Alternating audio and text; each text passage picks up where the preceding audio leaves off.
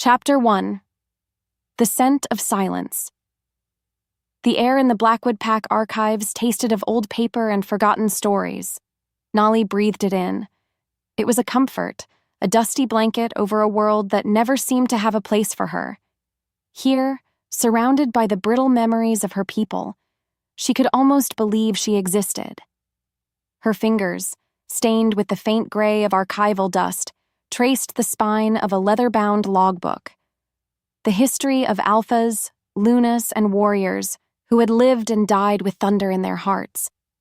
She was the keeper of their thunder, even if her own was just a whisper. From her perch on a tall ladder, she could see through the high-arched window into the main courtyard. And she could see him. Alpha Kael. He stood like a storm held in the shape of a man. Broad shoulders, a presence that commanded space, and a face that looked like it had been carved from mountain stone. He wasn't yelling. He never had to.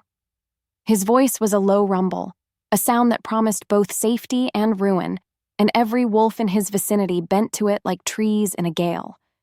He was talking to his beta, Jax, his golden eyes focused, intense. A lock of his dark hair fell across his brow, and Nalie's fingers twitched, an absurd urge to push it back filling her. She had loved him in silence for 6 years.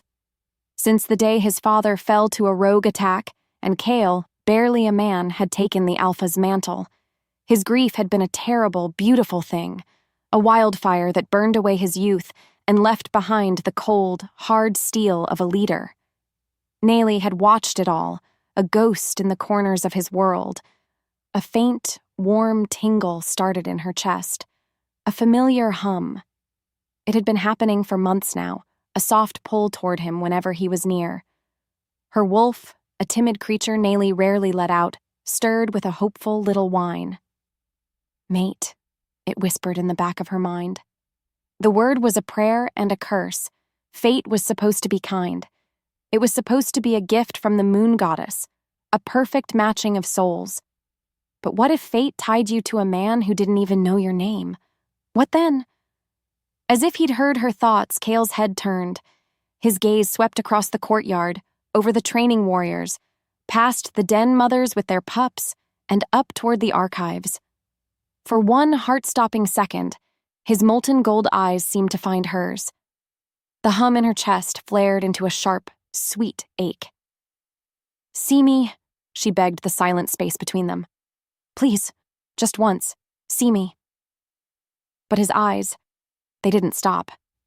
They slid right past her window, a brief, unseeing glance at the ancient stone building before he turned back to Jax. The connection, if it had ever been there, was gone. And Nalie. She was just a girl on a ladder again, a shadow in a room full of ghosts. The ache in her chest cooled to a familiar, hollow pain. She stayed silent, watching him, because speaking up had only ever brought her trouble. She remained invisible, because being seen felt far more dangerous. And she held on to her desperate hope because giving it up felt like dying. The logbook in her hands felt heavier now, its stories mocking her own lack of one.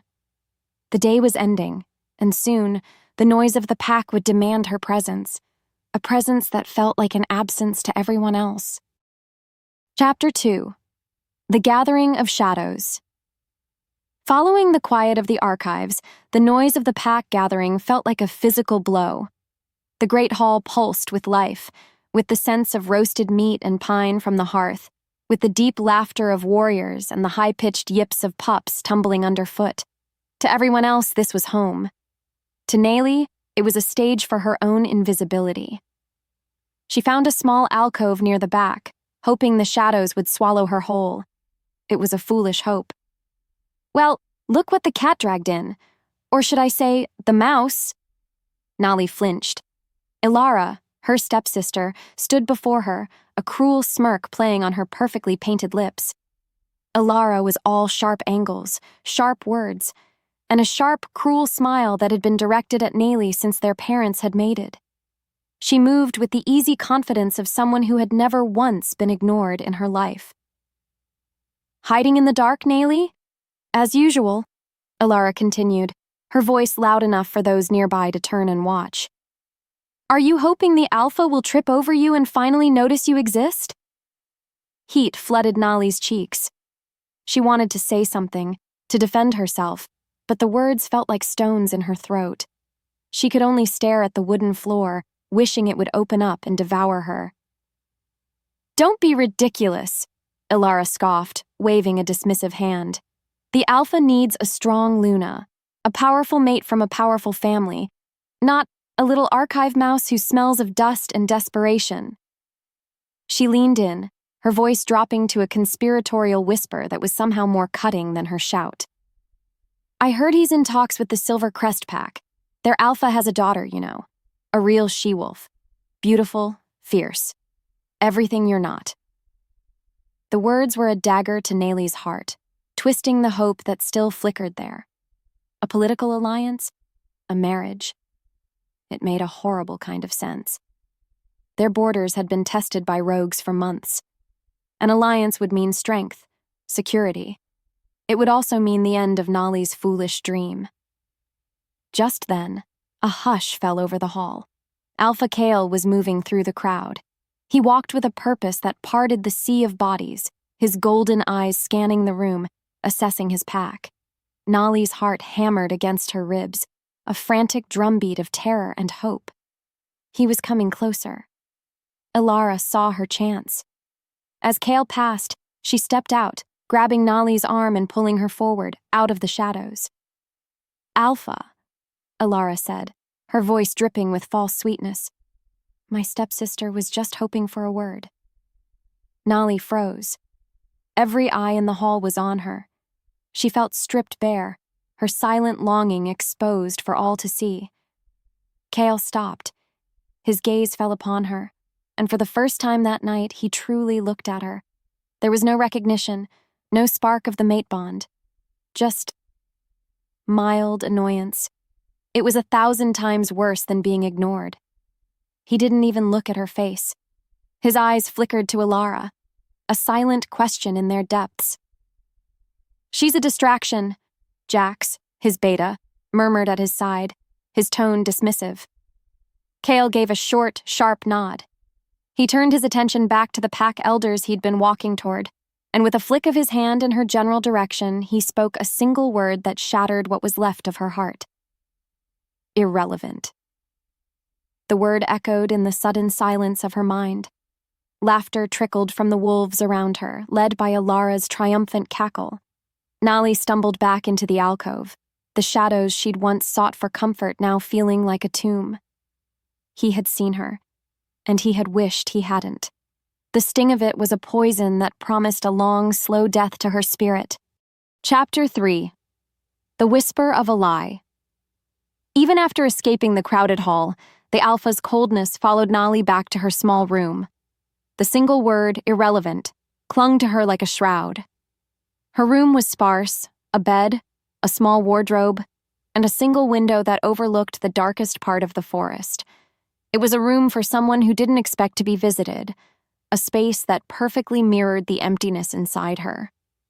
She curled up on her bed, the thin blanket pulled up to her chin, but it offered no warmth against the chill that had settled deep in her bones.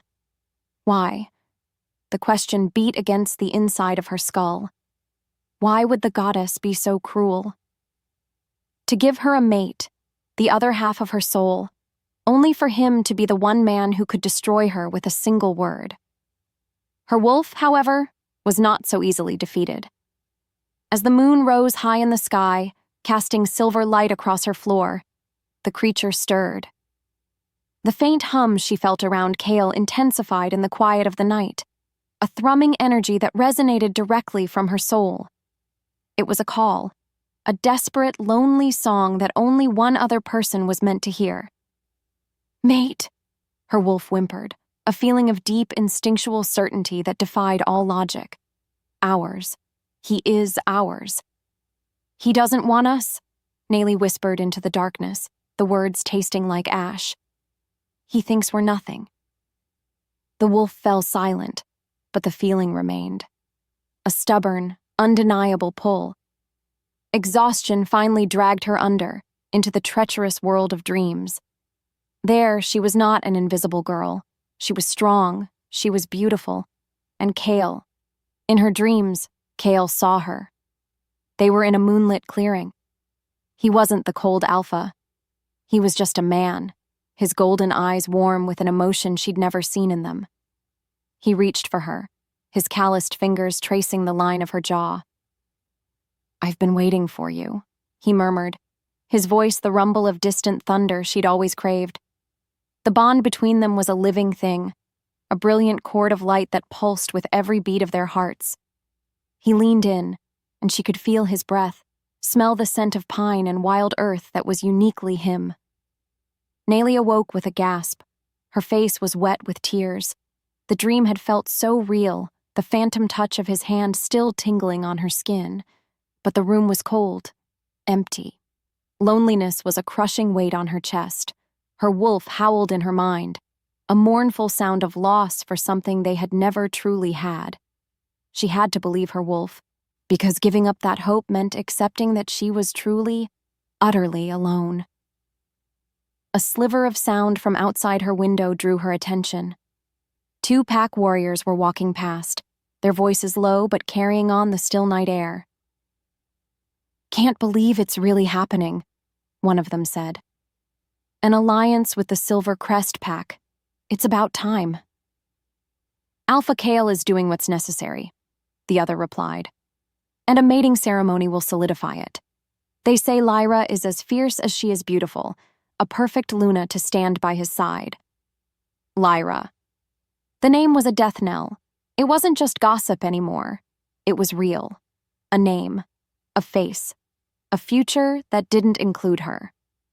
Nalie squeezed her eyes shut, the dream turning to poison in her memory. Her wolf's stubborn hope finally faltered, replaced by a deep, shivering dread. The bond she felt, the pull of her very soul toward Alpha Kael, was not a gift from the goddess. It was a curse, a terrible cosmic mistake, and it was a lie that was about to be broken by another woman's claim. Chapter 4: A Touch of Ruin. The silence of her room offered no escape, only a space for the warrior's words to echo. Lyra. A perfect Luna. By dawn, Nalie felt hollowed out, a fragile shell of a girl. She was given a task, a simple delivery of medicinal herbs to the patrol guards at the southern border. It was a menial job, one usually given to Omegas. It was a message, a confirmation of her new, even lower status. She went without a word, the basket of herbs feeling like a basket of stones in her arms. The forest near the border was different. The air was tense, heavy with the scent of damp earth and unspoken threats. Every snapped twig sounded like a gunshot. The trees grew thick and close, their branches like grasping fingers. This was because it was the edge of their territory, a place where their world met the wild unknown. Nalie's wolf paced nervously inside her, its senses on high alert. Something felt wrong. The birds were too quiet. The air itself seemed to be holding its breath. Suddenly, a scent hit her. Vile. Wrong. The stench of mangy fur, of bloodlust and sickness. Rogues. A blur of gray fur exploded from the undergrowth. Claws. A scream that was ripped from her own throat. She stumbled back, dropping the basket, herbs scattering across the forest floor. Another rogue, larger and scarred across the muzzle, lunged for her. Terror stole her breath. This was it. This was the end. A life of silence ending in a scream no one would hear. She closed her eyes. A black hurricane of fury slammed into the gray wolf. Alpha Kael. He moved with a brutal, devastating grace, a whirlwind of claws and teeth. He was not a man anymore. He was the pack's vengeance given form. He tore through the first rogue and was on the second before its body hit the ground. A third emerged from the trees, and Nalie saw it.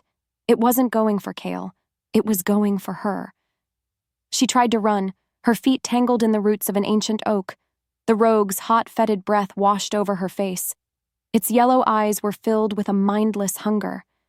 Then Kael was there. He threw his body in front of hers, a solid wall of muscle and power. He dispatched the rogue with a single, savage motion. He turned, his chest heaving, his golden eyes blazing with the fire of battle. Blood dripped from a cut on his forearm. He reached out, grabbing her arm to pull her to her feet, to pull her away from the danger. His bare skin pressed against hers, and the world ended. It wasn't a spark. It was a supernova. 1,000 lifetimes of moonlight poured directly into her soul. She saw flashes, a silver wolf howling on a cliffside, a warrior with golden eyes holding a newborn pup, an old woman's hand in an old man's. His scent filled her, pine and storm, and something so deeply him it felt like her own soul. It was recognition on a cellular level. A voice that was not a voice screamed in her mind, a joyous, triumphant sound. Mate. Kael froze. His eyes widened, the battle rage replaced by a raw, utter shock. He felt it. She knew he felt it. The truth of them, undeniable and absolute. This was the moment. The goddess was not cruel. Fate was real. He shoved her back as if she were on fire. He stumbled away from her, his expression twisting from shock into something dark, something that looked like horror.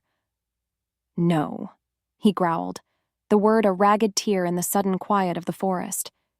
He looked at his own hand, the one that had touched her, as if it were covered in poison.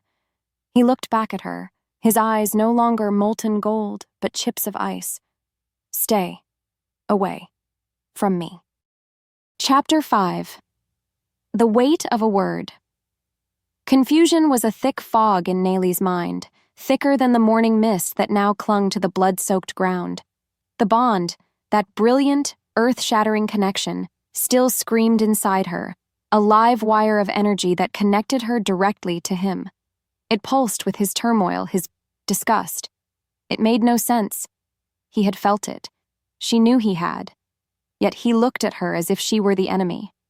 He had commanded his warriors to escort her back to the pack house, his voice flat and devoid of any emotion, before turning his back on her completely.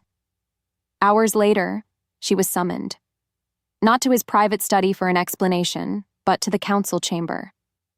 The chamber was a cold, intimidating place carved from the mountain itself. The stone walls seemed to absorb all warmth, all hope. The pack elders sat around a massive oak table, their faces grim and unreadable. And at its head, on a throne-like chair carved with the image of a snarling wolf, sat Alpha Kael. He looked as remote and unforgiving as the stone around him. Nalie entered, her steps faltering. Every eye turned to her. There was no kindness in their gazes, only curiosity and judgment. This was not a meeting. It was a sentencing. Nalie. Kael's voice was the sound of rocks grinding together. He didn't use her family name. He didn't use any title. Just her name, stripped bare. Come forward. She did as she was told, her wolf whimpering inside her. The bond between them was a torment. It reached for him, wanting to soothe the harsh lines around his mouth, even as his energy pushed her away. She stood before the council, feeling small and utterly powerless. Kael stood up. He didn't look at her. He addressed the elders. There has been an incident. At the southern border this morning, the moon goddess saw fit to reveal a fated bond. A murmur went through the elders. A few of them glanced at Nalie with something akin to wonder. The goddess had chosen. This was sacred. This was law. The bond is between myself, Kael continued, his voice cutting through the whispers, and this girl. The silence that followed was heavy, expectant. Nalie's heart gave a single, painful lurch of hope. He had to acknowledge it. He had to. I am here to inform the council that I am formally rejecting it. The words hit the air and shattered the hope into a million pieces. Gasps echoed around the room.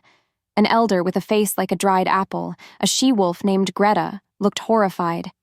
Alpha, you cannot. It is the will of the goddess. The goddess does not command our borders, Kael shot back, his eyes flashing. She does not fight the rogues that grow bolder every day. He finally turned his gaze on Nalie, and it was utterly devoid of warmth. "I will not have a weak Luna. Our pack is on the brink of war. We require a leader, a warrior, a mate of immense strength. I am rejecting this bond because our people's survival is more important than destiny, and Xiomde cannot provide what we need." He had taken her deepest, most secret fear, that she was weak, that she was unworthy, and declared it as fact before the entire leadership of her world. The stares of the elders were no longer curious. They were pitying, dismissive. They saw what their alpha saw: a mistake, an inconvenience, irrelevant. The shame was a physical force, pressing down on her, stealing the air from her lungs. She wanted to scream, to cry, to tell them about the supernova, about the feeling of rightness. But her voice was gone. Her silence, once a shield, was now a cage. Kael sat down, his face a mask of resolute finality. "It is done." The fog in Nalie's mind cleared, replaced by a terrible, brittle clarity. The goddess had not made a mistake. Alpha Kael had, and in doing so, he had just condemned her to a life of unbearable disgrace. Chapter 6. The Unwanted Hand. Humiliation was a cloak she could not shed. In the 2 days that followed the council meeting, Nalie became less than a ghost. She was a pariah. Wolves who had once ignored her now actively avoided her, their eyes filled with a mixture of pity and contempt. She was the weak wolf their alpha had cast aside, the faulty mate, the goddess's mistake. The bond was a constant, agonizing presence, a phantom limb that ached with a pain only she could feel.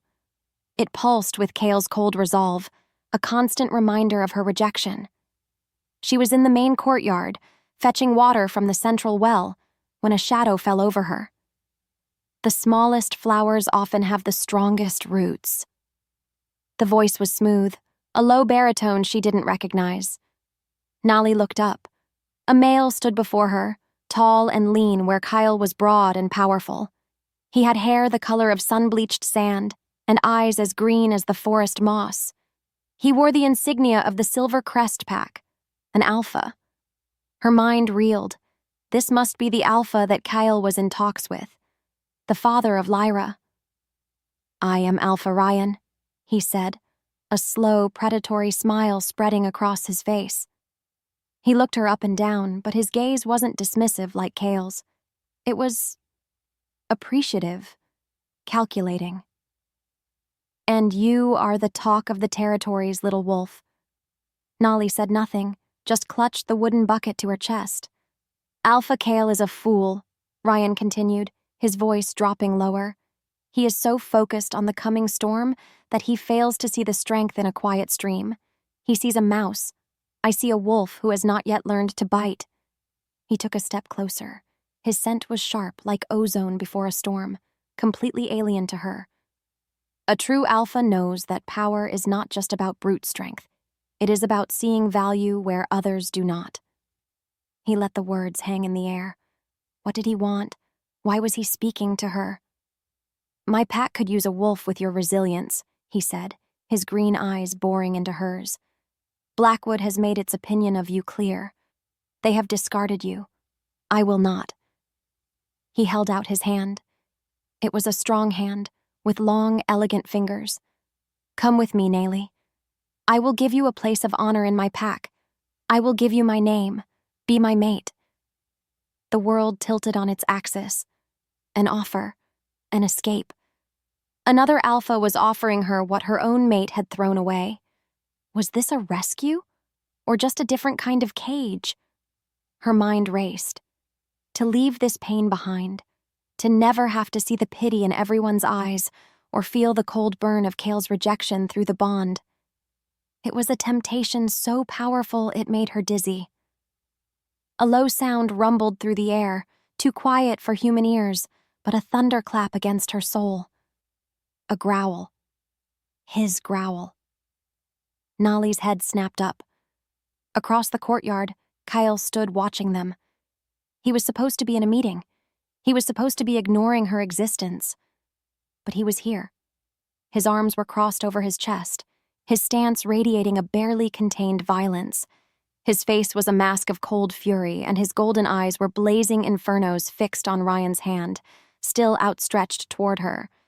The bond between them erupted with a wave of raw, possessive rage so potent it made her knees weak. He was not indifferent. He was furious. Ryan's smile widened. He had seen it too. He had done this on purpose. This was a challenge, a test of power. Nalie looked from Ryan's offered hand to Kael's murderous glare. For the first time in her life, she had a choice. For the first time, she had power. She didn't take Ryan's hand, but she didn't reject it either. She simply gave him a small, uncertain nod, and then, clutching her bucket, she walked away, leaving both alphas standing in the tense, humming silence of a war that had just begun. Chapter 7. The Biting Wind. The scent of the Silver Crest Pack was different. Where Blackwood smelled of ancient forests and tradition, this place smelled of sharp wind, stone, and ambition. Ryan had given Nalie a room larger than any she'd ever had, with furs on the floor and a window that overlooked a windy training ground. He called her a guest of honor, but she felt more like a captured flag, a symbol of a victory he had won over Kael. She was a prize, and that realization did not sit well. Instead of hiding in her new luxurious room, a strange new impulse made her walk out onto those training grounds. The she-wolves here were different, too.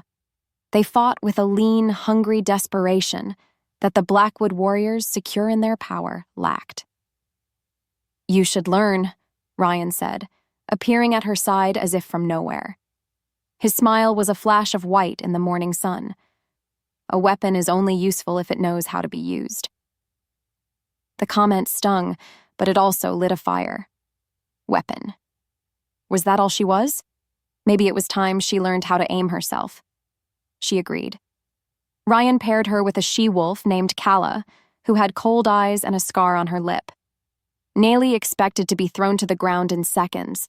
She expected the familiar sting of failure, but something had changed inside her. The humiliation from Kael had burned away her fear, leaving behind a hard, cold core of anger. When Kala lunged, Nalie didn't freeze.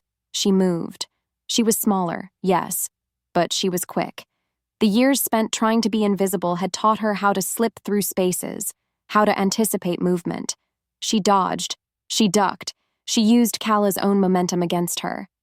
She landed a blow to the she-wolf's shoulder, a sharp, satisfying thump. It wasn't a victory, not really, but it wasn't a defeat either.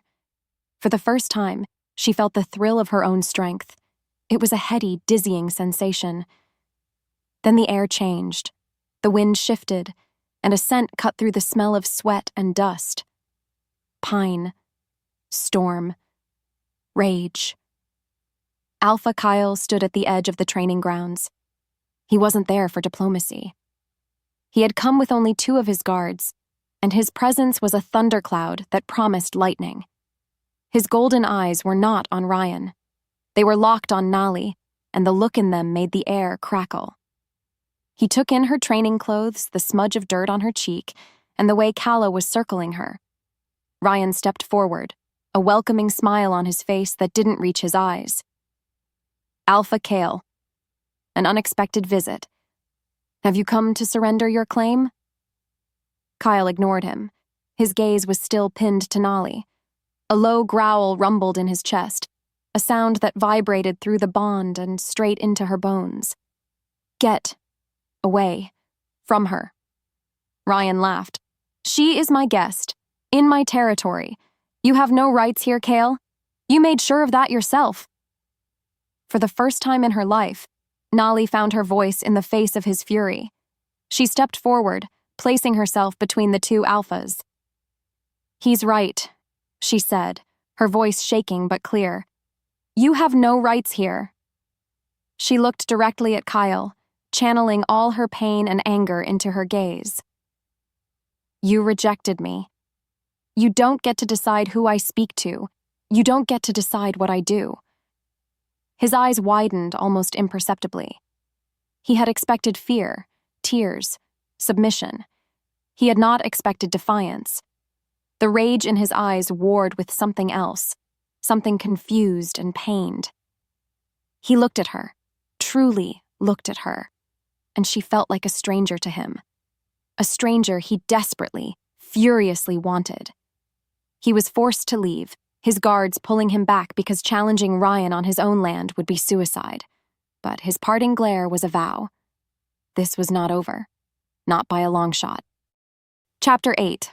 A storm of skin and fury. Power was a strange, ill-fitting coat. The defiance she had shown Kael left Nalie feeling both strong and dangerously exposed. She needed to think, away from Ryan's watchful eyes and the memory of Kael's volcanic rage. She slipped out of the Silvercrest den and made her way to the Whisperwood, a stretch of old-growth forest that lay in the neutral lands between the two territories. She needed the silence of the trees to understand the wolf that was awakening inside her. The silence, however, was a lie. It started with a snap of a twig that was too deliberate for a deer. Then a scent, the same foul stench of the sick rogues from the border attack. But this time, it was stronger. There were more of them.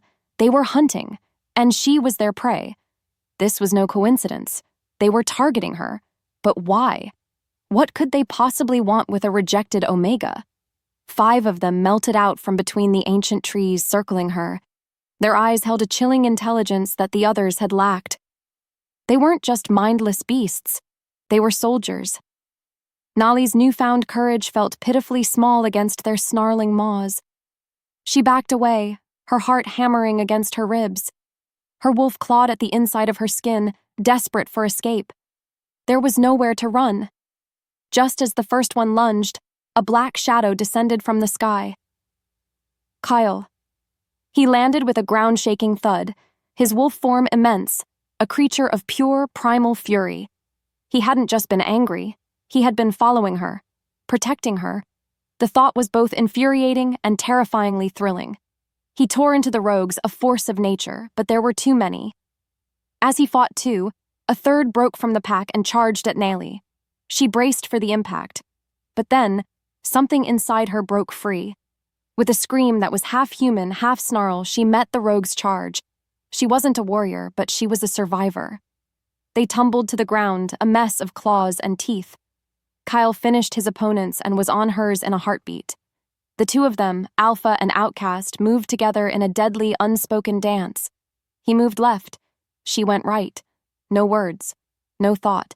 Just the bond, humming between them like a high-tension wire, guiding their movements, making them one destructive force. When it was over, they were left alone in the blood-spattered clearing.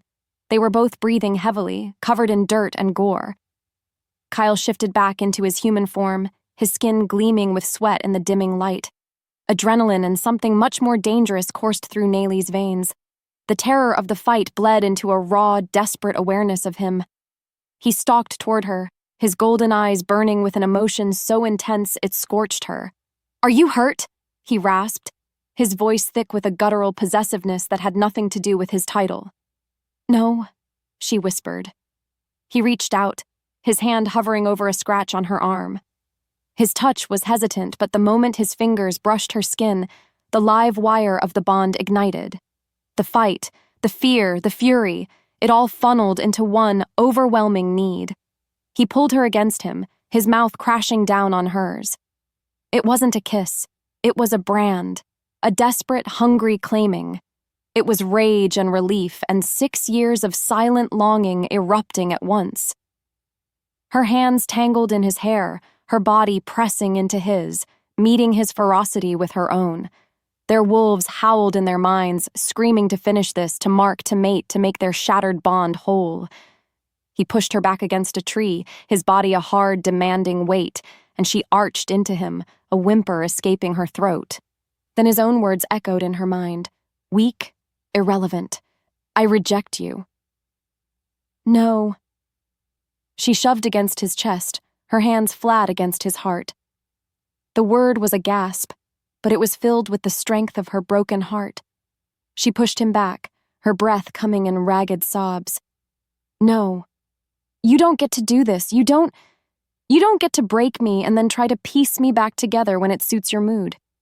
You chose to reject me." He stared at her, his chest rising and falling, his eyes a swirling vortex of fury and anguish. The scent of their arousal was thick in the air, mixed with the metallic smell of blood.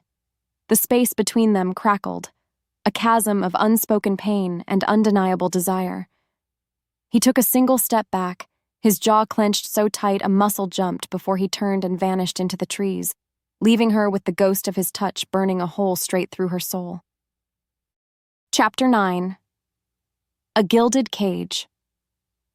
The ghost of his touch was a fire on her skin. Nalie spent the next day in a daze, her body humming with a phantom energy, her mind replaying that violent, desperate kiss over and over.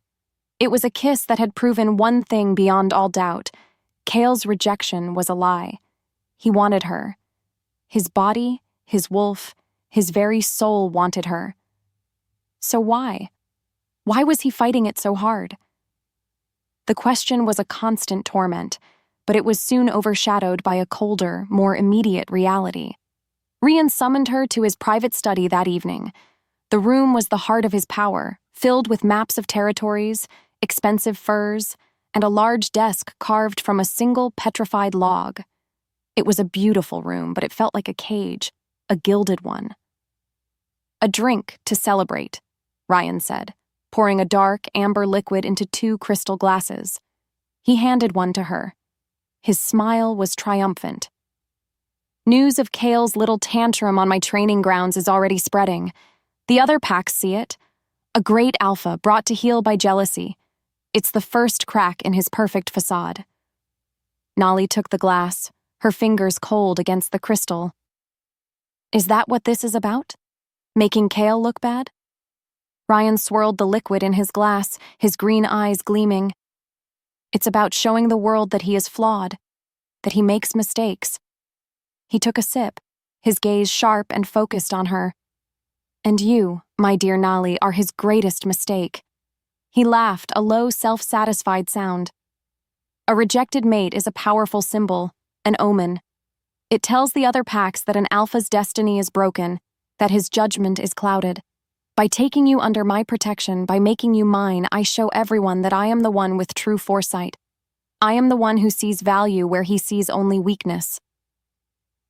The blood drained from Nalie's face. He wasn't looking at her.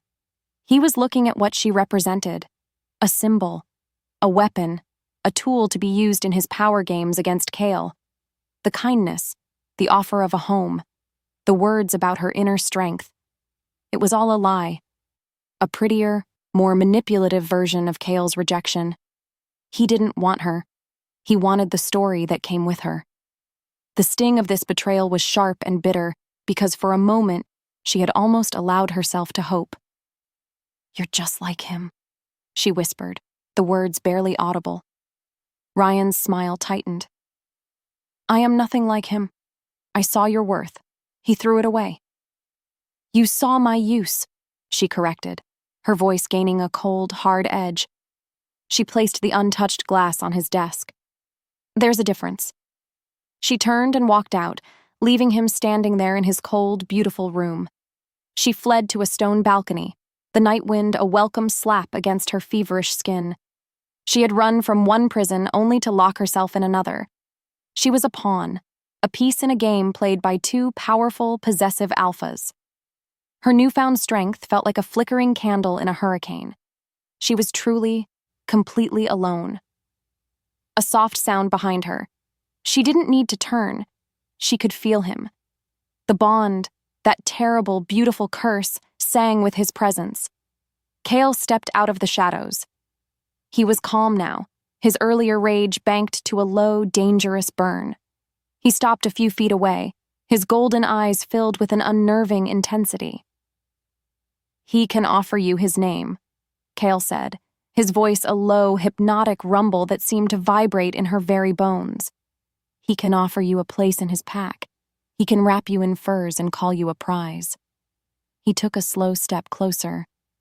"But you were mine before he ever saw your face, and you will be mine when he is nothing but a memory." Chapter 10. The Hunger in the Cage. Kael's promise was not a comfort. It was the sound of a cage door locking. His words, "You will be mine," echoed in Nalie's mind, a possessive claim that completely ignored her own heart. She felt like a chess piece, moved across a board by two rival kings. She had to get away, not just from Ryan's gilded cage, but from the magnetic, destructive pull of Kael himself. She found a measure of solitude in a forgotten corner of the Silvercrest Gardens, a place where thorny, flowering vines had overgrown an old stone bench. The thorns seemed fitting. She was tracing the pattern of a dead leaf when his scent drifted to her on the breeze. Pine, storm, and a deep, aching torment that resonated through the bond. Kael stepped into the small clearing. He looked undone. His hair was disheveled, and dark circles shadowed his golden eyes. He had broken the truce between the packs by coming here, a risk so great it was almost insane. It was the action of a desperate man. "You have to leave," she said, her voice a low, urgent whisper.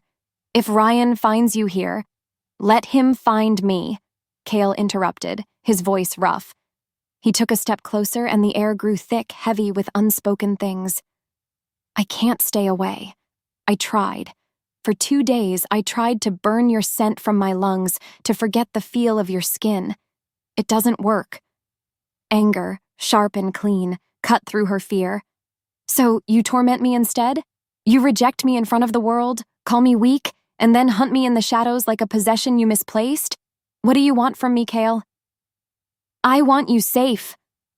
The words exploded out of him, a raw, unguarded shout that made her flinch. He visibly fought for control, his hands clenching into fists at his sides.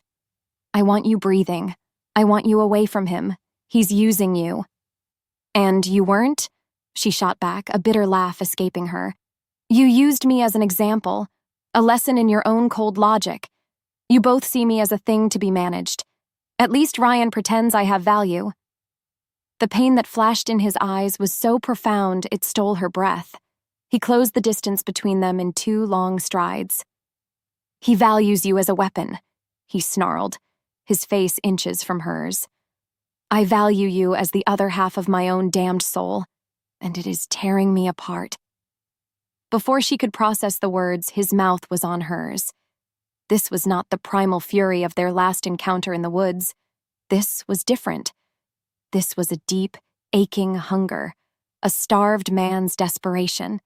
His kiss was a plea and a demand, a possessive claiming that spoke of profound loss.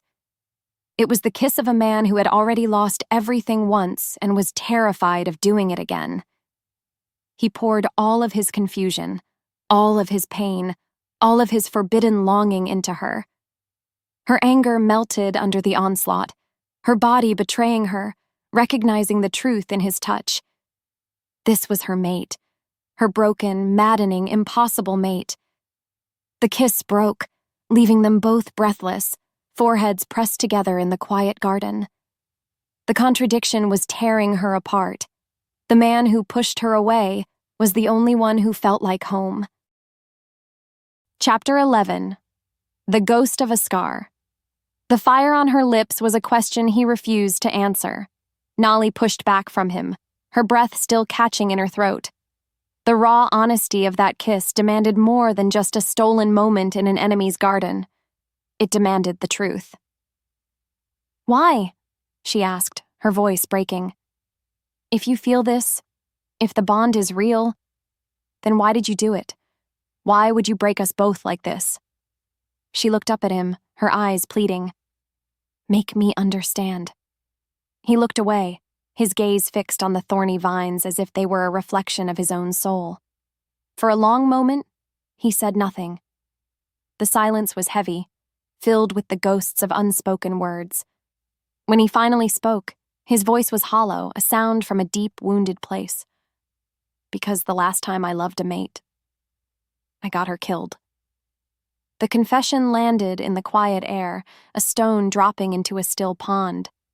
Nalie could only stare, her mind struggling to comprehend. "Her name was Anya," Kael said, his eyes distant. "She was not like the other she-wolves. She was gentle, kind. She loved stories more than sparring. He spoke of her not as a memory, but as a wound that had never closed. We were mated young. I had just become Alpha. The territories were unstable, much like they are now. I was so afraid of losing her. I thought my only job was to protect her, so I did. I shielded her. I kept her inside the den. I surrounded her with guards. He finally looked at Nalie, and the agony in his eyes was a physical blow. I built her a cage, just like this one. I told myself it was for her own safety. But a wolf is not meant to be caged. She felt smothered, weak. She thought I saw her as a fragile thing to be owned. He swallowed hard. One night, she snuck out.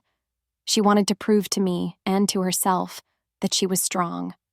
She went right to the border. The rogues, they were waiting. My guards found her at dawn. The story hung between them, brutal and raw. His protection had become a prison, and that prison had led to her death. He blamed himself, utterly. When the bond ignited with you, he whispered, his voice ragged. All I felt was terror. It was happening again. The goddess had given me another gentle soul in the middle of a war. I saw Anya in you. I saw my own failure waiting to happen again. The pieces clicked into place, forming a picture of heartbreaking, twisted logic. So, you pushed me away, Nalie breathed, understanding and horror dawning at once. I rejected you because I believed it was the only way to keep you safe, he admitted, his voice cracking. If you were not my mate, you would not be a target. If I did not love you, my fear could not kill you. It was the only way I could protect you, by destroying the one thing that connected us. A wave of empathy washed over her, so powerful it made her dizzy. She saw the terrified young Alpha beneath the cold, hard man. She felt the weight of his guilt. But then, another feeling rose up, fierce and hot. Anger, a deep, righteous fury. His pain was real, but so was hers. She looked him straight in the eye, her own voice no longer shaking. Your fear doesn't give you the right to break me. She took a step back, claiming her space, her pain. You don't get to destroy my life because you're still haunted by yours. You don't get to decide I'm weak because you were too scared to let someone else be strong. You don't get to break me because you're already broken. Chapter 12. The Sound of War Drums. The truth was a weapon that left them both bleeding. Nalie's words hung in the air, a final, ringing indictment.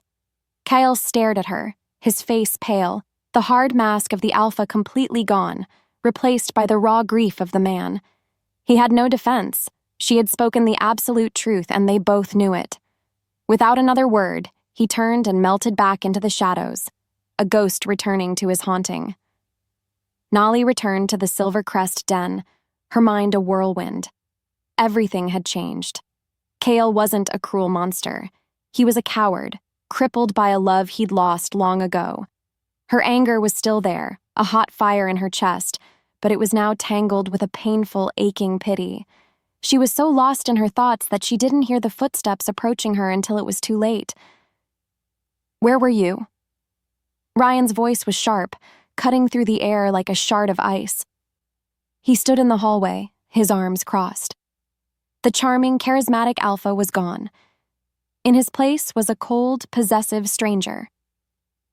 I was walking, she said, trying to keep her voice even. Walking, he repeated, his green eyes narrowed with suspicion. Or meeting with someone? A certain Alpha from Blackwood, perhaps? My patrols sighted him crossing the border. He stepped closer, invading her space. Did you think I was a fool, Nalie? Did you think I wouldn't know you were sneaking around with the very man who threw you away? It's not what you think, she began, but he cut her off.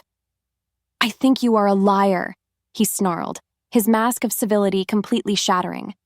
I offered you everything, a title, protection, and you repay me by crawling back to him in secret. He saw her not as a person who had been lied to, but as an investment that was failing to pay off. Before she could form a defense, he turned on his heel and strode toward the Great Hall. If Kael wants to break treaties, he called over his shoulder, his voice ringing with fury. If he wants to trespass and try to steal what is mine, then he will learn the price of his arrogance. Panic seized Nalie. This was escalating too quickly. She followed him into the hall, where he slammed his fist on a massive ceremonial gong.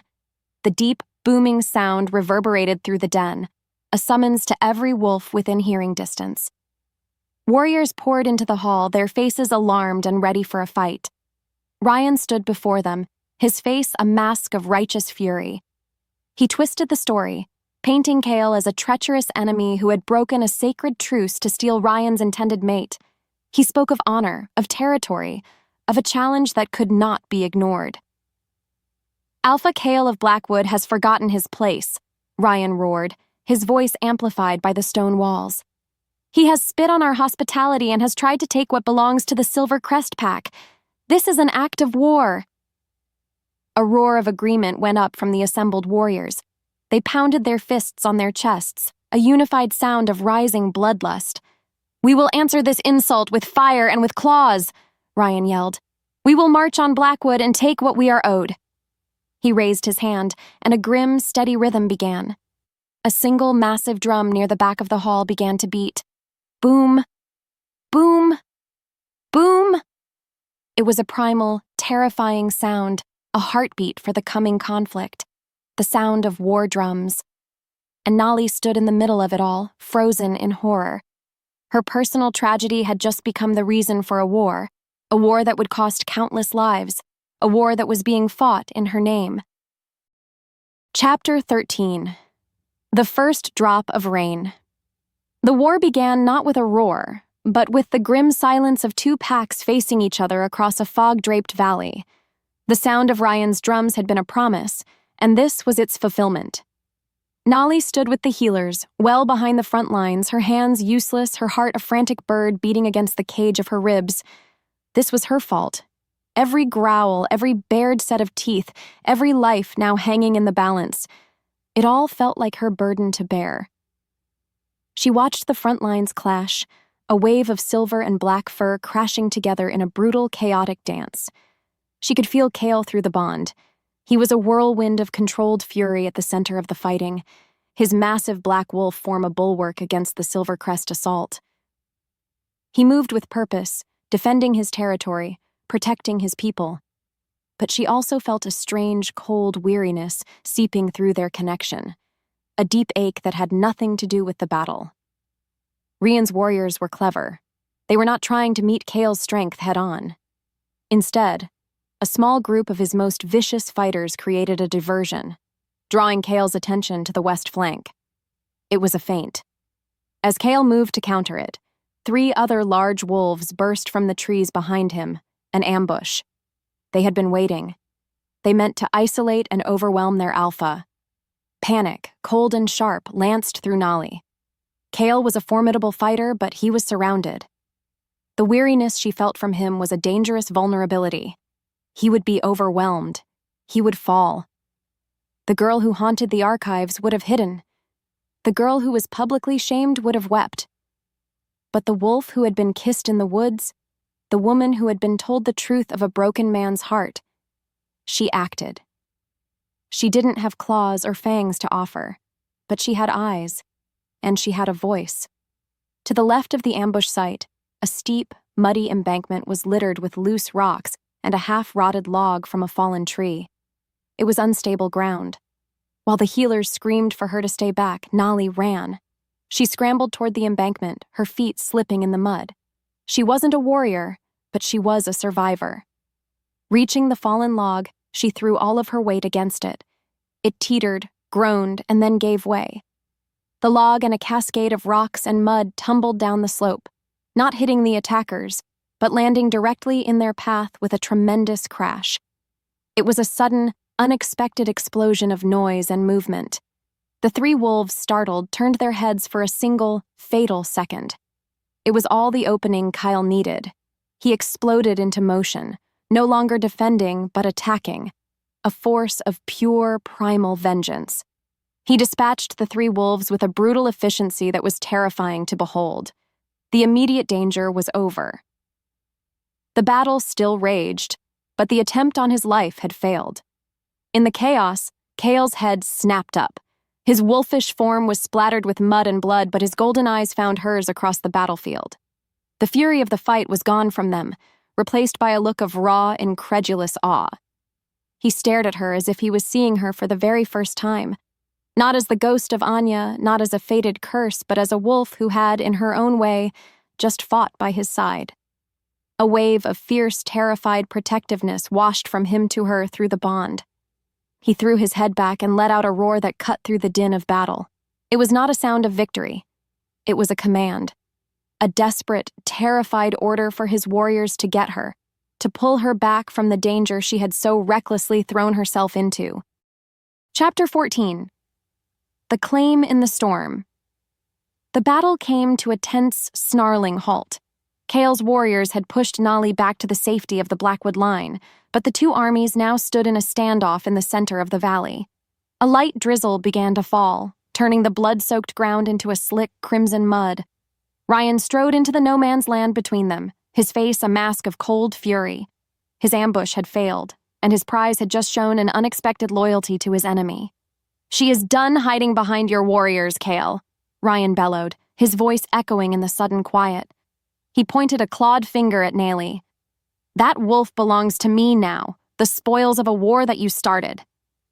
He took a menacing step toward the Blackwood line, his intent clear. He meant to take her. Physically. Kael moved to intercept him, shifting back into his human form. He was breathing hard, rain plastering his dark hair to his forehead. He stood between Ryan and Nalie, a living shield. "She was never yours." Kael's voice was dangerously low. "She was never a prize to be won." "You gave up your right to say that when you threw her away," Ryan spat. "She is mine by right of conquest." Nalie watched, her heart pounding. She could feel the storm of emotion inside Kael through the bond, the old fear warring with the new, fierce pride he felt for her. She saw the exact moment the battle was decided, not on the field, but within his own soul. His fear did not win. Kael turned, not just to Ryan, but to every warrior on that field, from his pack and from the enemy's. He raised his voice, and it rang with an authority that commanded the attention of every wolf. "You are wrong," he declared, his gaze finding Nalie's. A wave of pure, unadulterated love flowed through the bond, so powerful it made her gasp. She was never thrown away. She was hidden by a blind, terrified fool who did not deserve her. He took a step back, toward Nalie, and dropped to one knee in the mud and the rain, an act of submission that shocked every wolf present. He looked up at her, his golden eyes blazing with a truth that burned away all his past lies. "I was wrong," he said, his voice for her alone, yet heard by all. "I break my own rejection. It was a lie born of fear, and I will not live by it any longer." He then stood, turning back to face the stunned armies, and pulled Nalie to his side, his arm a possessive, protective band around her. "I, Kael, Alpha of the Blackwood Pack, claim Nalie as my mate, my Luna, and the beating heart of my soul. Any who dare to touch her will face the full wrath of my pack and the fury of my own teeth." The declaration was a lightning strike. It healed the raw, aching wound in Nalie's spirit, flooding it with a brilliant, warm light. It was real. It was true. Ryan, however, stared at them, his face twisting with utter humiliation and rage. His entire justification for this war, his claim on Nalie, had just been obliterated in front of two armies. His prize had been reclaimed. "If I cannot have her," Ryan screamed, his voice cracking with pure, nihilistic fury, "then no one will!" He raised his hand. "Kill them all!" The fragile standoff shattered. The brief lull was over. The real war, the one not for territory but for annihilation, had just begun. Chapter 15. The Dying Wolf. The world erupted into a storm of claws and fangs. Kael's warriors, galvanized by their Alpha's declaration, met the renewed charge with a ferocious loyalty. Kael himself pulled Nalie back from the front line, his grip on her arm unyielding. He dragged her toward a small, secluded cave set into the side of the valley, a temporary shelter from the chaos. The sounds of the battle raged just outside, a terrifying symphony of snarls and screams. Inside the cave, the air was cool and damp. Kael leaned against the stone wall, his broad chest heaving. A long, deep gash was bleeding freely on his arm, a wound he'd taken during the first skirmish. The adrenaline was fading, and Nalie could see a profound exhaustion in him, a weakness that went deeper than muscle and bone. "You're hurt," she whispered, tearing a strip of cloth from the hem of her tunic. She moved toward him, her hands gentle as she began to clean the wound. He let her, his golden eyes watching her every move. "Why now, Kael?" she asked softly, her fingers working to tie the makeshift bandage. "After all this time, after all the pain, what truly made you change your mind?" He was quiet for a moment, his gaze searching her face. He reached up with his good hand, his thumb stroking her cheek. "You," he said, his voice raspy. "When I saw you on that embankment, you were terrified, but you ran toward the danger anyway. Not for me, not for the pack. You did it because it was the right thing to do. You were not weak. You were the strongest wolf on that field." He sighed, a heavy, rattling sound. "And I realized my fear was going to get us all killed." She finished tying the knot, her hands lingering on his arm. There was still something more. She could feel it through the bond, a deep, cold current of desperation beneath his words. "There's another reason." He closed his eyes, a look of immense pain crossing his features. He leaned his head back against the cold stone. "My rejection," he began, his voice barely a whisper. "It wasn't just breaking a vow. It was severing a soul. A wolf cannot live with half a soul, Nalie. The bond is a physical thing. By denying it, I was starving it. I was starving him." Her blood ran cold. "Him?" "My wolf," Kael breathed, his voice ragged with a confession he'd never intended to speak. "He was dying.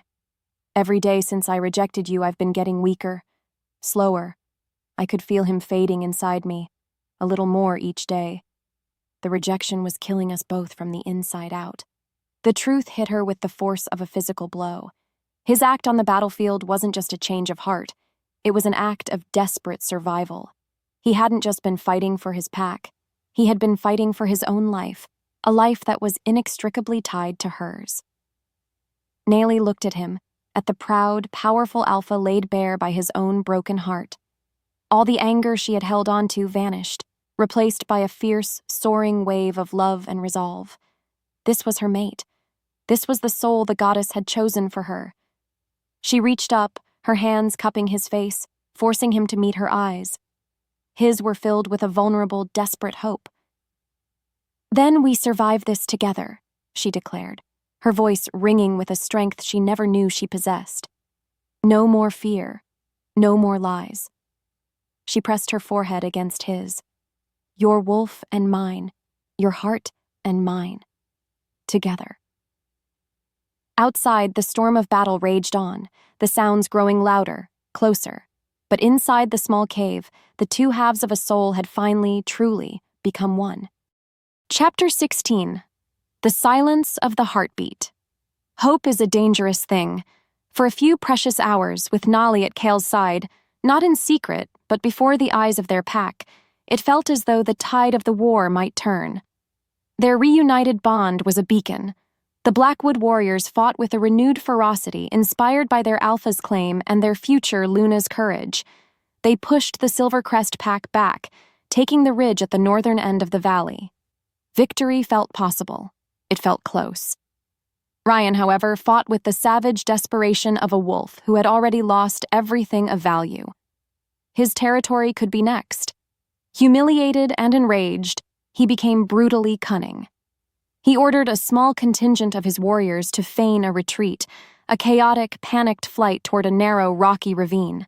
It was an obvious trap, but it was also a direct challenge to Kael's authority, an insult he could not ignore. "Don't," Nalie whispered, her hand tightening on Kael's arm. She could feel his fury through the bond, a hot, righteous fire demanding he give chase. It's what he wants. "An alpha does not suffer cowards to run from his lands," Kael growled, his eyes fixed on the retreating wolves. He touched her cheek, a brief, reassuring gesture. "I will not be long." He took his 5 best warriors and plunged into the ravine after them. Nalie watched from the ridge, a cold knot of dread tightening in her stomach. The bond stretched between them, a taut line of energy. She could feel his confidence, the strength of his warriors at his back. They entered the ravine. The trap was sprung. From the cliffs above, a dozen more of Rian's wolves descended, cutting off the entrance. The feigned retreat turned, their fear replaced with snarling teeth. Kael and his guards were surrounded, caught in a killing box. Nalie felt a spike of alarm from him, but no fear, only a surge of pure, violent resolve. He was an alpha at bay, a cornered storm. Then Ryan appeared on the cliffside. In his hand, he held a short, wicked-looking blade, its edge gleaming with a sick, silvery light. Silver, a poison to their kind. Nalie could only watch in horror, feeling the battle through the thrumming connection to her mate. She felt the impact of every blow he took, the strain in his muscles, the rage that fueled him. He fought like a demon, his wolf a blur of black fur and righteous fury. He was winning. He was actually winning. And then Ryan jumped. He descended from the cliff, landing directly behind Kael as the alpha was engaged with 2 other wolves. Kael sensed him a second too late. He turned, and Ryan lunged, driving the silver-laced blade deep into Kael's shoulder. A scream of pure, unadulterated agony ripped through the bond. It was not just the pain of the blade, but the searing, sizzling poison of the silver. It was a sound that broke Nalie's world, the thrum of his soul inside hers. Vanished. Not faded. Gone. A switch had been flipped, plunging her world into absolute, terrifying silence. The constant, comforting presence that had been a part of her for her entire life was just gone. She couldn't feel him. She couldn't feel his pain, his anger, his life. There was nothing. A scream tore from her own throat, a raw animal sound of pure loss. Her wolf surged forward, a beast of grief and fury she didn't know she possessed. He was dead.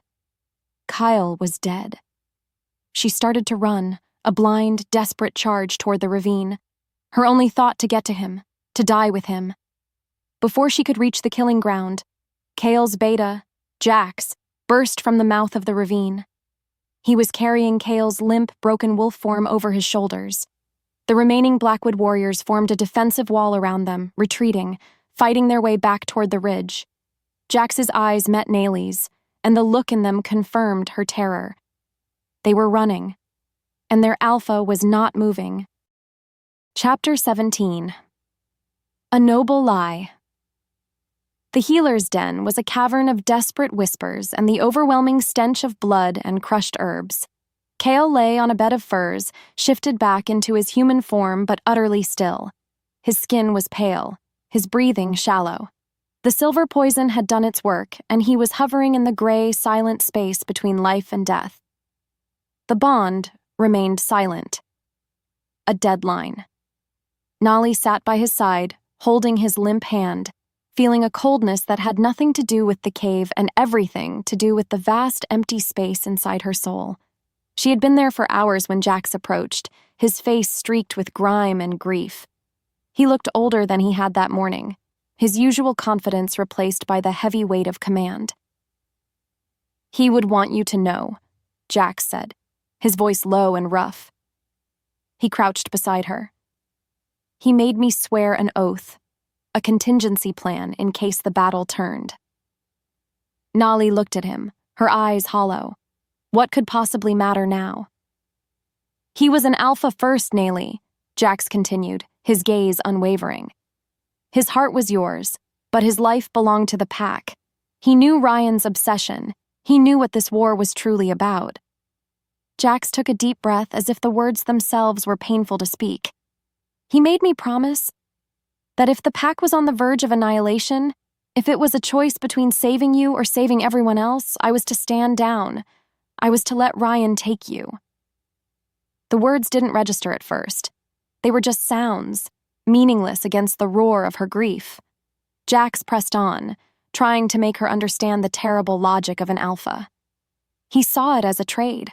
One life, even his mates, in exchange for the hundreds of wolves, the pups, the elders, our future.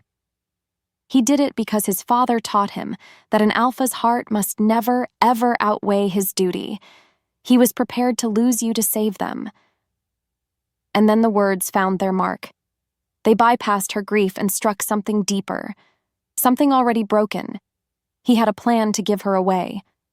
After his claim, after his confession in the cave, after everything, he still saw her as a sacrifice to be made.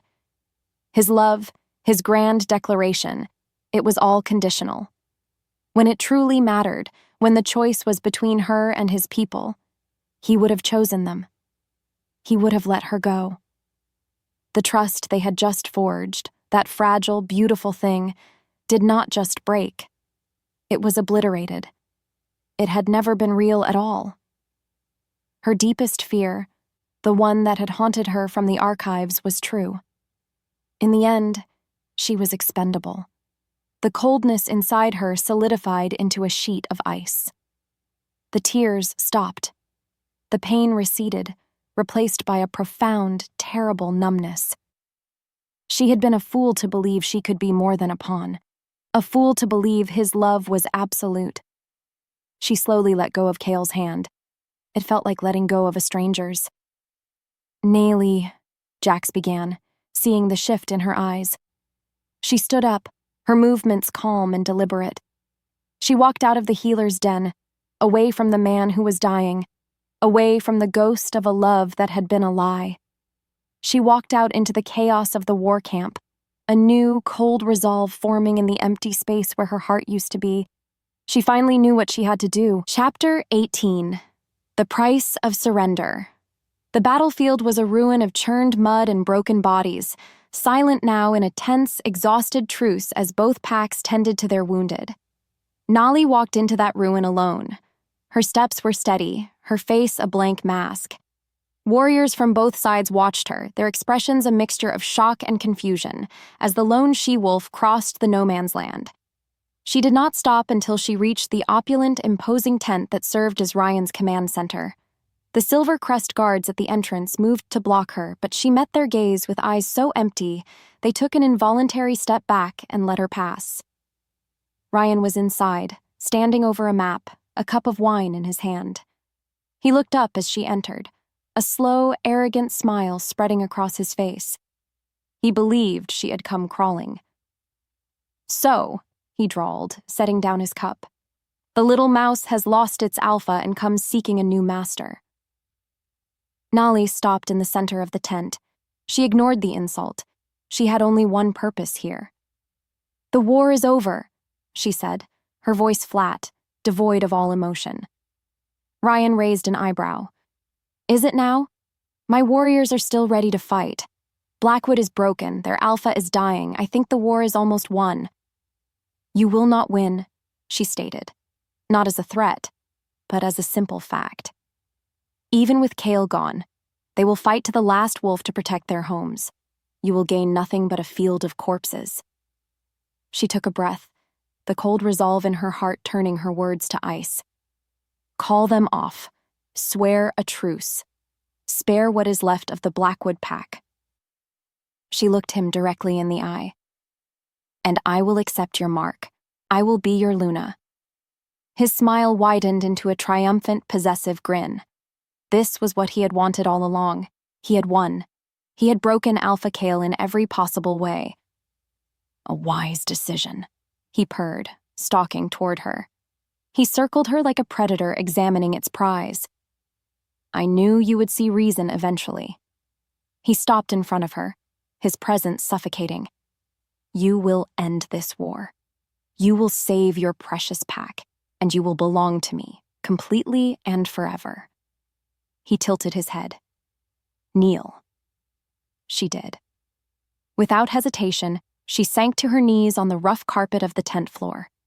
She was taking Kael's cold, dutiful logic and making it her own. She was making the sacrifice he had been prepared to force upon her. If this was her only value, then she would be the one to spend it. It was a final, silent act of a love he would never understand. Ryan loomed over her, a triumphant shadow. "The bite will sever your pathetic bond to him for good," he whispered, his voice thick with anticipation. "You will feel nothing but loyalty to me." He tilted her head back, exposing the delicate skin of her neck. Nalie closed her eyes, preparing for the final violation, the end of everything. She could feel his hot breath on her skin. She could smell the wine on his breath. She could hear the faint, triumphant hiss as his canines elongated, sharp and ready, just as she felt the prick of his teeth against her skin. The tent flap was ripped from its moorings. Kael stood there. He was a nightmare of blood and mud, leaning heavily against the tent pole to keep from collapsing. The bandage on his arm was soaked through with fresh blood. His face was a deathly white, but his golden eyes were wide, awake, and fixed on the scene before him. They were filled with a shattering, agonized understanding. He saw her, kneeling. He saw Ryan, poised to strike. He took one stumbling, desperate step into the tent. His legs gave out, and Alpha Kael of Blackwood fell to his knees. Chapter 19. The kneeling king time seemed to freeze in the suffocating confines of the tent. Ryan stood poised over Nalie, his canines extended, his face a mask of triumphant shock. And Kael. Kael was on his knees, a broken king in a conquered land, his breath coming in ragged, painful gasps. The bond, once silent, now flared to life, flooding Nalie with a tidal wave of his agony, his despair, his self-loathing. He had dragged himself from the edge of death, not to fight, but to witness her surrender. Ryan was the first to recover. A low, ugly laugh escaped him. "Look at this," he sneered, his attention shifting from Nalie to the fallen Alpha. The great Alpha of Blackwood, on his knees for a broken Omega. "You are even weaker than I thought." Kael didn't even look at him. His golden eyes, clouded with pain, were fixed on Nalie. "Don't," he rasped, the word a desperate, shredded plea. "Nalie, please, don't do this." "It's the only way," she whispered, her voice hollow. "It's the choice you were going to make. A life for the pack. Your duty." "No." The word was a sob. That wasn't duty. It was fear. "I was a coward, hiding behind rules and tradition because my own heart terrified me." He looked at her, and she saw the last of his pride crumble, leaving behind only the raw, bleeding truth. "I was wrong. About everything. About you. About strength." He shook his head, a tear tracing a path through the grime on his cheek. "A life without you isn't a life. It's an empty room. A long, silent wait for the end. I don't want to protect you from life anymore, Nalie. I want to live it with you." This was not the Alpha. This was not the warrior. This was the man, stripped bare of everything but his regret. This was a soul confessing its greatest sin. Ryan scoffed, stepping toward Kael. "Touching. But you are in no position to do anything. She is mine. She knelt for me." That was the moment the ice around Nalie's heart finally cracked. She looked at Kael's broken form, at Ryan's smug cruelty, and she understood. Kael's first mistake was trying to protect his mate from the world. Ryan's mistake was thinking his mate was a possession. Both were wrong. Slowly, she rose to her feet. She did not look at Ryan. She turned her back on him completely, an insult more profound than any blow.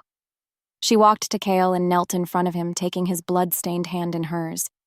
His eyes were wide with a desperate, fragile hope. "You wanted me to be strong," she said, her voice clear and steady for the first time. "You were just looking for it in the wrong place. It isn't in claws or fangs." She squeezed his hand. This is what it looks like. She rose, pulling him up with a strength that was more than physical.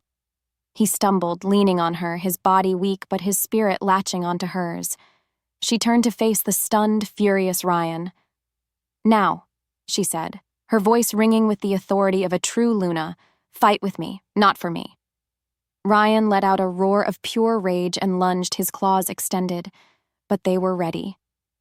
Kael, using his last ounce of strength, threw his body sideways, knocking Ryan off balance. Nalie grabbed a heavy water pitcher from a table and brought it down on the back of his head. He staggered, stunned. It was the opening they needed. Together, hand in hand, they burst from the tent and ran, leaving the tyrant to his fury, rejoining the stunned but hopeful warriors of the Blackwood Pack. Chapter 20. The Strategy of Scars. Kael's command tent was nothing like Ryan's. It was functional, smelling of damp earth, leather, and healing herbs. There were no trophies, only worn maps and weapons that had seen battle. It was the den of a protector, not a conqueror. The Blackwood warriors gathered inside, their faces grim but with a new light in their eyes. Their alpha had returned from the dead, and the outcast Omega now stood at his side, her gaze as steady as any warrior's. The bond between them was a calm, steady warmth, a quiet hum of unity that soothed the frayed edges of the entire pack's morale. Kael was weak, his body still fighting the last remnants of the silver poison. He slumped in a chair, Jax at his side, while Nalie stood beside him, her hand resting on his shoulder, a silent offering of strength. Ryan will attack at dawn, Jax said, his voice heavy. He will throw everything he has at us. His pride is wounded. He won't stop until we are all dead. We cannot meet his charge head-on, Kael murmured, his voice strained. We have fewer warriors. We're tired. He looked around the tent, at the faces of his pack. We need a better plan. They spoke of strategies, of defensive formations and feigned retreats. Nalie listened, her mind drifting not to battle tactics, but to the silence of the archives. She thought of the dust, the scent of old paper, the countless stories of her pack that she had absorbed over the years. A memory surfaced, a detail from a brittle, water-stained map she had been restoring, a map from the time of the first Alpha. The ravine, she said suddenly, her voice cutting through the grim discussion. Every head turned to her. Kael looked up, his golden eyes filled with curiosity. What about it, Nalie? The trap Ryan set for you, she explained, her thoughts racing, the pieces clicking into place. It's a natural killing box, but the old maps, the ones from the founding of the pack, they show something else. She stepped toward the map on the table, her finger tracing a path near the ravine. There's a network of small caves, tunnels. They run from the Whisperwood right underneath the floor of the ravine. The first Alpha used them to move his warriors unseen, to ambush a much larger force of wild wolves that threatened to overrun them. A stunned silence fell over the tent. Jack stared at her, his mouth agape. Those caves were sealed centuries ago. We thought they were legend. The entrances were sealed, Nalie corrected, her confidence growing. But the tunnels are still there. I found the passage in the first Alpha's logbook. He wrote that the western entrance was hidden behind the fallen oak with the split trunk. Kael's eyes lit up. He slowly, painfully, pushed himself to his feet. He looked from Nalie to the map, a brilliant, daring strategy forming in his mind. This was the key. This was the advantage they so desperately needed. The plan would work because Ryan's arrogance would never allow him to believe they could attack from below, from the very ground he stood on. He would be expecting a frontal assault from a broken pack. Instead, he would face an uprising from the earth itself. Kael looked at Nalie, and the look in his eyes held no trace of his old fear. It was pure, unadulterated admiration. He saw her, not as a weakness to be hidden, but as the brilliant, hidden strength that would save them all. You have given us our path, my Luna, he said, his voice filled with a quiet, steely resolve. He then turned to his warriors. Here is what we will do. Chapter 21. The Breath Before the Dawn. The moon was a pale, scarred ghost in a sky beginning to bruise with the first hints of dawn. The world was quiet, holding its breath. Below the ridge where they stood, the valley was a sea of shadows, concealing two armies waiting for the sun to signal the start of their final bloody clash. Nalie and Kael stood alone in the pre-dawn chill, a silent vigil before the storm. The plan was in motion.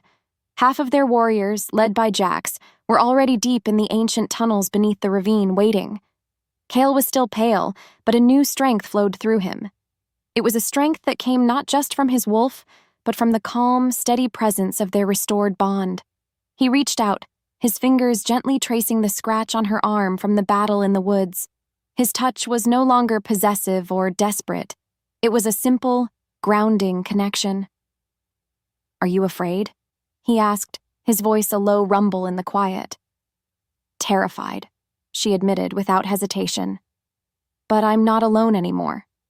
He turned to face her, his golden eyes soft in the dim light. "Whatever happens today, whatever the outcome, I have lived more in the past few days with you than I have in the 6 years without you. That fear, it kept me breathing, but it didn't let me live." He shook his head, a sad smile touching his lips. "You were right. I was a broken man, trying to protect you with the shattered pieces of my own heart." Nalie reached up, her hand resting over his heart. She could feel its steady, rhythmic beat. "I loved the ghost of you for years, Kael. The cold Alpha I saw from my window, but that's not who I'm fighting for today." She looked into his eyes, her own resolve a solid, unshakable force. "I will fight for the man who knelt in the mud. I will fight for the wolf who is finally whole. I will fight and die for the man you are right now." A single tear escaped his eye and traced a path down his cheek. He leaned in and kissed her. It was not a kiss of passion or hunger, but one of profound, soul-deep peace. It was a promise, a vow. It spoke of quiet mornings, of shared burdens, of a future they would build together from the ashes of this war. Their wolves, finally in harmony, purred through the bond, a feeling of absolute rightness, of destiny finally, truly fulfilled. He pulled back, his forehead resting against hers. "When this is over," he whispered, "I will show you what a true mating is. Not a claim of power, but a celebration of a life we almost lost." Just then, the first ray of sunlight broke over the eastern mountains, a brilliant spear of gold that sliced through the shadows in the valley below. A moment later, a deep, resonant horn blast echoed from the Blackwood camp, the call to battle. They did not kiss again. They simply stood, side by side, and turned to face the waking battlefield. The final war was here, but this time, they would face it together. Chapter 22. The uprising of the earth dawn broke, painting the sky in hues of blood and bruised purple. The air was cold, electric with the promise of violence. Kael led the charge, a calculated, magnificent display of alpha power. He was not the lumbering, wounded beast Ryan expected, but a swift, deadly storm. He moved with a grace that Nalie had never seen, the full power of his wolf, now healed and whole, on glorious display. His purpose was singular: to be the bait, to draw the eye of the tyrant and hold it, becoming the sole focus of Ryan's obsessive hatred. Ryan fell for it completely. Seeing Kael, vibrant and alive, fighting with a renewed vigor, shattered his composure. He met Kael's charge with a roar of personal fury, his strategy dissolving into a simple, brutal need to destroy the man who had everything he wanted. The two alphas became the vortex at the center of the battle, drawing the best of the Silvercrest warriors into their orbit. This was Nalie's chance. While the battle raged at its fiercest, she slipped away from the main force, a small handful of swift warriors at her back. Her mission was not to fight, but to lead. She was the only one who knew the path, the only one who had seen the map. She led them into the Whisperwood, to the ancient, split-trunk oak. Behind a curtain of moss and tangled roots, she found it, a dark, narrow opening, breathing a cool, earthy breath. This was the entrance to the forgotten tunnels. This was the path to their salvation. Inside the ravine, Kael fought like a cornered god. He was magnificent, but Ryan's sheer numbers were beginning to wear him down. He took a deep cut to his leg, stumbling for a moment. Ryan saw the opening, his green eyes glowing with feral triumph. He raised his claws for the final killing blow. From a high rock overlooking the ravine, Nalie saw it all. It was time. She threw her head back and let out a piercing, resonant howl. It was not the howl of a frightened Omega. It was the call of a Luna, a sound filled with authority and promise, a signal that cut through the chaos of the battle. The ground of the ravine answered her call. From a dozen hidden exits, the earth itself seemed to vomit up wolves.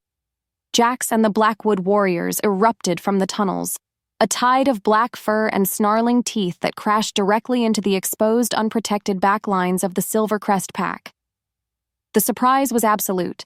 The trap had been turned on its master. Chaos consumed Ryan's army. In that single critical moment of distraction, one of Ryan's last loyal guards made a desperate lunge for the injured Kael. Nalie didn't think. She didn't hesitate. A force she didn't know she possessed surged through her. A snarl, deep and guttural, was ripped from her throat. Her senses exploded. The world sharpened, smells became clearer, sounds became richer.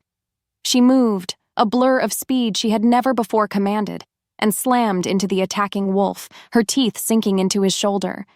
The silent mouse from the archives had finally, truly become a wolf. Ryan saw it. He saw his army collapsing, saw his victory turning to ash, and saw the woman he considered a meek prize fighting with the fury of a warrior. He lost the last of his reason and let out a final maddened scream, charging not at Kael, but at her. He never reached her. Kael, back on his feet, intercepted him. But Nalie was there too. They moved as one. When Ryan lunged left, Kael blocked. When he staggered right, Nalie was there, harrying his flank. They were no longer two separate fighters. They were two halves of a single, deadly whole. Together, Alpha and Luna, under the rising sun, they ended the tyrant's reign for good. Chapter 23. The fields of quiet silence fell over the valley. It was a heavy, profound quiet, broken only by the whimpering of the wounded and the mournful calls of wolves searching for their lost packmates. The sun was high now, bearing witness to the terrible cost of the morning's victory. Ryan's body lay still, and with his fall, the fighting spirit of the Silvercrest pack had shattered. They knelt in the mud, leaderless and defeated, surrendering to Jax and the Blackwood warriors. The war was over. Kael stood in the middle of the carnage, his body swaying with exhaustion. The wound on his leg was deep, and the adrenaline that had sustained him was gone, leaving only pain in its wake. He slumped against a large, moss-covered boulder, his head falling back, his eyes closing for a moment. Nalie went to him. There were no triumphant words, no declarations of victory. The sight of so much loss stole the air from her lungs. She knelt in the bloody mud in front of him, her heart aching for the wolves of both packs. She tore another strip from her tunic, dipped it in a small puddle of rainwater, and began to gently clean the grime and blood from a cut on his cheek. It was a small, simple gesture in a world of epic violence. He leaned into her touch, a low sigh escaping him. He didn't open his eyes, just savored the feeling of her care. It was an act of peace more intimate than any kiss, a quiet promise of a new reality. "Is it really over?" he murmured, his voice thick with a weariness that went bone deep. "It's over," she whispered, her fingers gentle on his skin. He finally opened his eyes, and she saw the weight of leadership, the burden of loss reflected in their golden depths. "We lost good wolves today." "We did," she affirmed, her own voice catching. "But the pack is safe. The pups will grow up without fear. You did that." "We did that," he corrected her, his hand covering hers, stilling its movement. He looked at her, and the love in his eyes was a quiet, steady flame. I would have been a ghost by now, if not for you. They stayed like that for a long time, kneeling together in the aftermath, the Alpha and his Luna, sharing the silent burden of their victory. The physical war was done. Now the long, slow work of healing could begin. They looked out over the valley at the warriors who were now brothers again, helping the wounded of both packs. It was a field of sorrow, but in their shared gaze, there was also a profound, unbreakable hope for the future they had fought so hard to secure. Chapter 24. The Mark of the Moon. 1 month later, the valley was no longer a battlefield but a meadow, green and vibrant under the watchful eye of a full silver moon. The wounds of war were healing, and the surviving Silvercrest wolves, given a choice, had overwhelmingly sworn allegiance to the Alpha who had shown them mercy. The Blackwood pack was larger, stronger, and more united than it had ever been. Tonight, they were all gathered in the moon clearing, a sacred, hidden place deep in the heart of the territory where generations of Alphas and Lunas had been bound. Torches cast a warm, flickering light on the faces of the pack, their eyes filled not with judgment, but with a deep, joyful reverence. Kael stood in the center of the clearing, not in the imposing armor of an Alpha, but in simple, dark linens. He was healed, his scars a faint silver tracery on his skin. Nalie walked to him, not as a timid Omega, but as a confident she-wolf, her head held high. He took her hands in his. They were not standing before their pack as ruler and subject, but as partners. "I do not stand here to claim you," Kael said, his voice ringing with a clear, humble truth that every wolf could hear. "A claim is a thing of power, and I have learned that power without wisdom is a destructive fire." He looked into her eyes, and she saw the man who had knelt for her in the mud. "Instead, I ask to be yours. To stand by your side, not in front of you. To listen to your voice when my own is clouded by pride. To be the mate you deserve." Tears welled in Nalie's eyes, but they were tears of profound joy. When it was her turn to speak, her voice was steady and strong. "I stand here not as a shadow, but as a wolf who has found her voice. I will not be the silent keeper of our past, but a guardian of our future." She squeezed his hands. "I will stand with you, Kael. My heart joined with yours, my strength to temper your own." He smiled, a true, brilliant smile that reached his golden eyes. He lowered his head to her neck. The pack watched in hushed silence. This was the moment. She felt his warm breath on her skin, a soft whisper of a promise before the act. Then, she felt the sharp, brief sting of his teeth. It was not a bite of possession or pain. It was a seal, a sacred vow. A wave of brilliant, peaceful light flooded the bond, not the chaotic supernova of its first ignition, but the steady, eternal glow of a star finding its twin in the vast darkness. The last broken piece of her soul clicked into place. She was whole. He was whole. They were one. He pulled back, his eyes glowing, and licked the small wound, healing it instantly. He was no longer the cold, broken Alpha from the window. He was a redeemed mate, a king who had learned that true strength was found in surrender. And she was no longer the silent girl from the archives. She was a fierce, beloved Luna, her voice now a vital part of the pack's song. They turned to face their people, hand in hand, a quiet promise of a long, peaceful future shining in their eyes. The love they shared had not been a simple gift of fate. It had been a war, a trial, and a victory. And it had been worth every single scar.